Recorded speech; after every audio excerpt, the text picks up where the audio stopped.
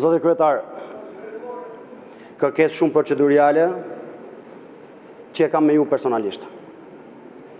Ndaleni këtë abuzim që po bëni me deputetet e reja në këtë sallë, që i çoni të njëjtin tekst, dalin të flasin këtu, të cilat sa do të përpiqen nuk e mbulojnë dot zullumin që po bëni.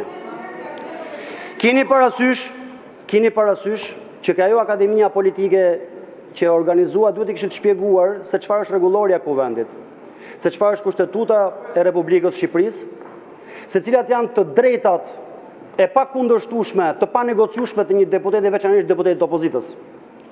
Duhet të kishte shpjeguar minimalisht faktin që kur rregulloria e kuvendit lejon qeverinë të sjellë apo një grup deputetësh të sjellin në parlament një projekt ligj me procedurë të përshpejtuar, do thotë që ka një urgjencë. Ka një urgjencë, mund të ketë 2 urgjenca, mund të ketë dhe 3 urgjenca qeveria. 17 urgjenca. 19 për 17. Ato janë të përshpejt, me procedurë të përshpejtuar, Niko, këtë së mbulon dot as ti. Nuk është e vërtetë që ky kuvend ka qenë kështu gjithmonë. Ky kuvend ka pas burra shteti, ka pas dhe në këtë anë.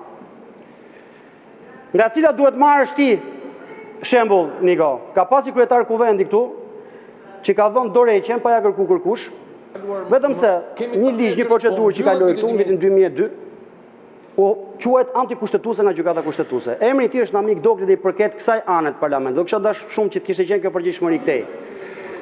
Një pyetje për tetin publik. Në atë sallë, më dhem kur e them se është antagonist politikisht Namik Dokli, mu do të jetë gjithmonë. Përgjegjësinë shtetare mbi këtë rregullore dhe mbi këtë kushtetutë ka treguar i burr me dorëheqje. Ata janë shembull që duhet ju frymëzojnë dhe jo somësot që ju vinë. Këshill e imja.